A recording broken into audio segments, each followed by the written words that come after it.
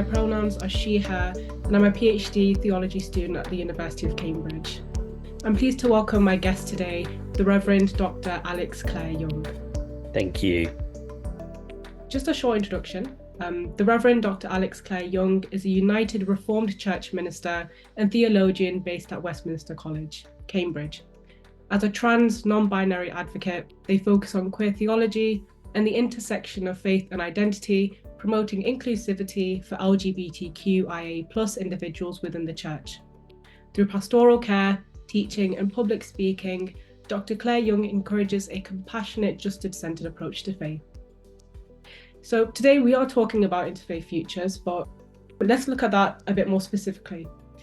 My first question is, when thinking about Interfaith Futures, what is the most pressing concern you see in terms of discrimination and inclusion?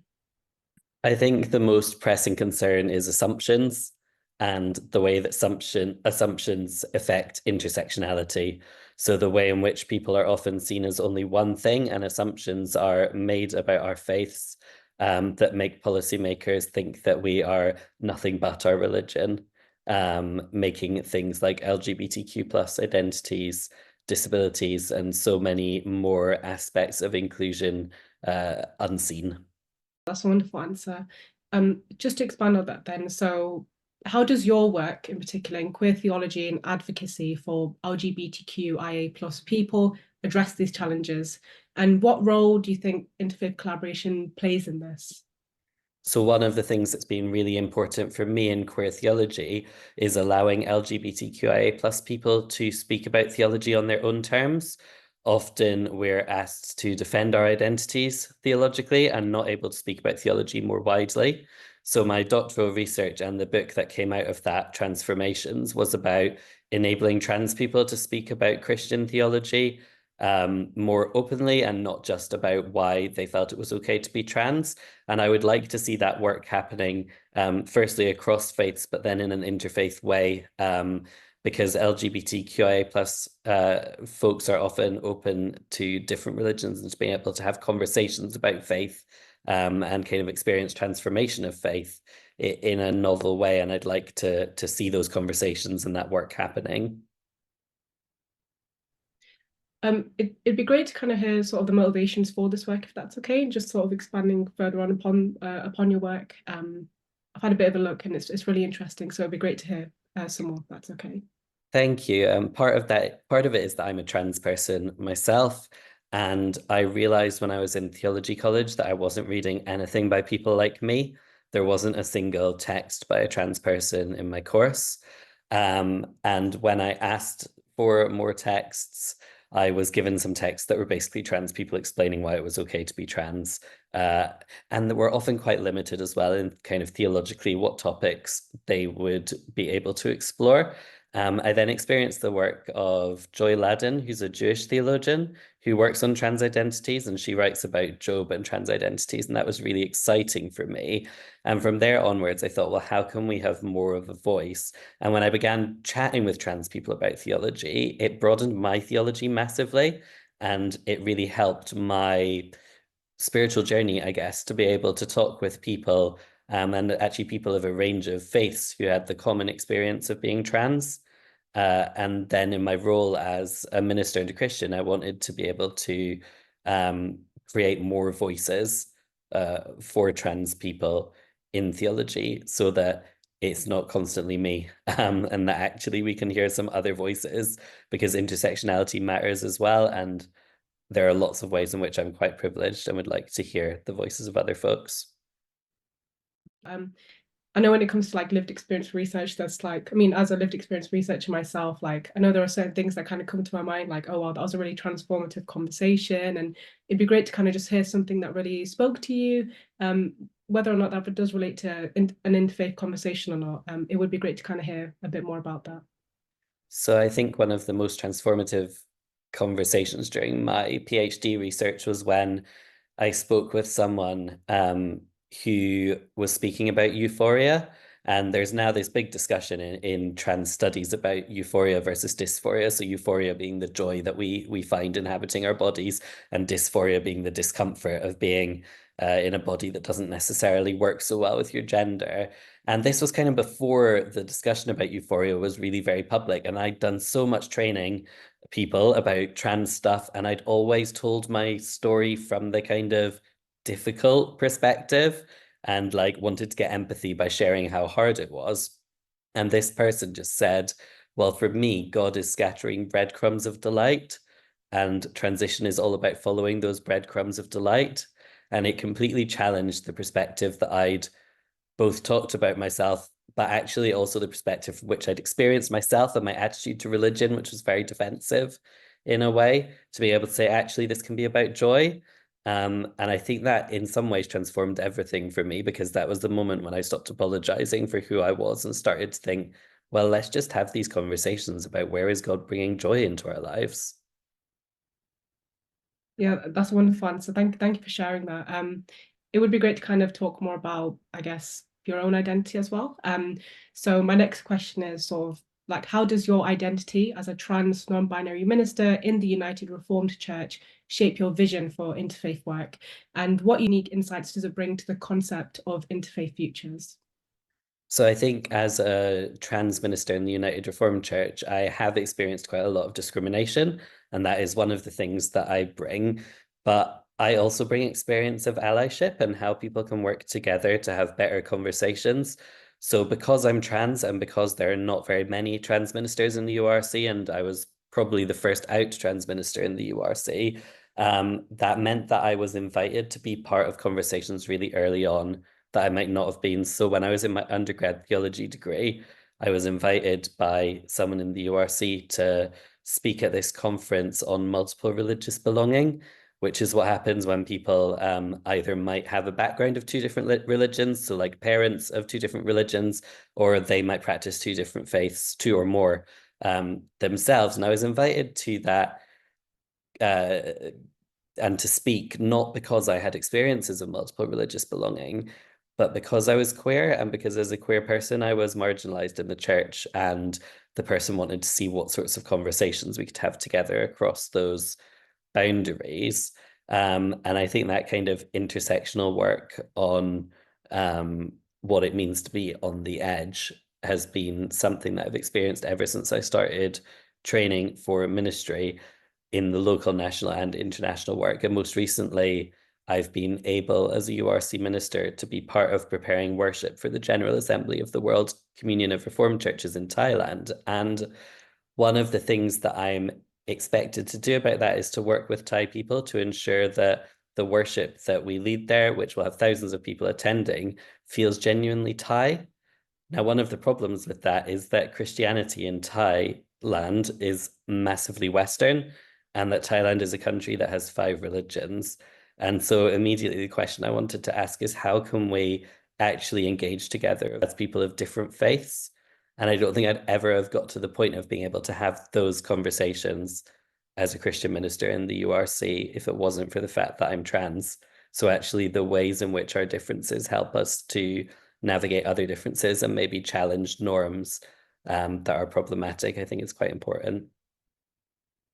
You may have just already answered this in your last question, but I just want to return to what you said about joy and I guess your own leadership experience and your own lived experience. It'd be great to kind of hear about a moment of joy in doing this kind of work, especially bringing your own lived experience to this to leadership. Again, whether that's in an interfaith context or not.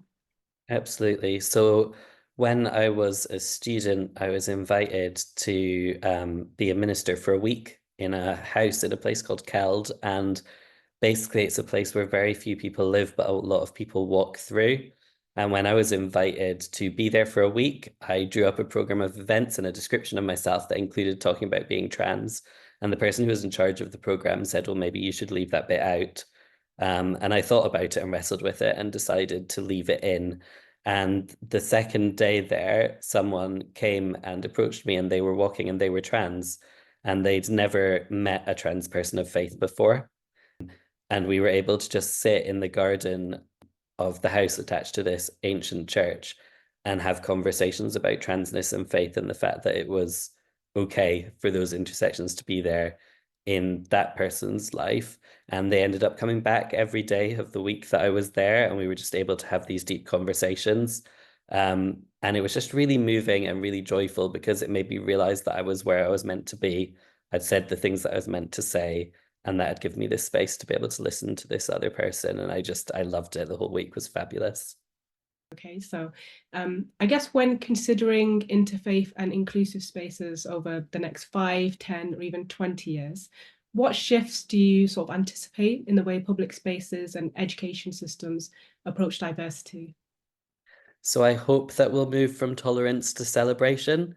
And I think that's the case in a lot of different discussions about diversity, not just those about faith, that often we tolerate diversity and we kind of call that inclusion, but it doesn't actually mean that we're celebrating the differences. And I think a really clear example of that to me is that recently, so I'm a wheelchair user, which means I now have to use the larger changing space toilets in public service stations. And I was going to the toilet in this service station and realized that the multi-faith prayer room was this tiny room that was basically a cupboard right next to the toilet.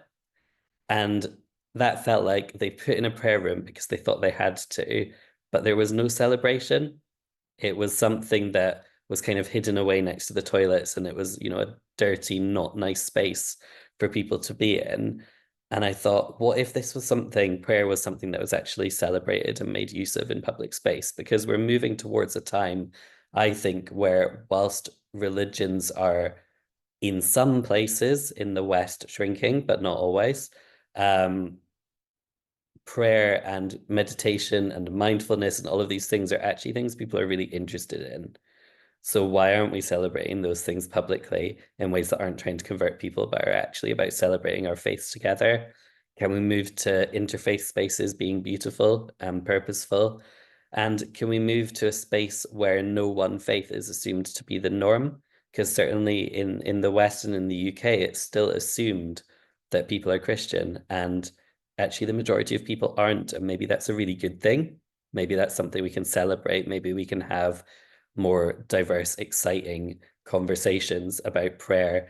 And I would love to see interfaith dialogue developing to the point where some people across multiple faiths could genuinely worship together in ways that respected and represented all of the faiths present and weren't just kind of symbolic, I guess. Thank you for that. So I just have a final question for you. How might policy or planning adapt to support these changes? And it'd be really great to sort of hear how your work is looking to support in this, or yeah, it'd be really great to hear your thoughts on that. Yep, absolutely. So a lot of the work that I do is around EDI, equality, diversity, and inclusion, work with various organizations, including faith organizations. And one of the things that I'm really passionate about is that equality legislation needs reform. Equality legislation pushes people to do the bare minimum and leaves it at that. It is also based on very limited protected characteristics that are not well understood. And for example, the belief, which is a protected characteristic under that, is often used to mean any personal opinion rather than to mean faith, which is what it was intended for. So we lack a diverse and realistic understanding of faith in our equality legislation.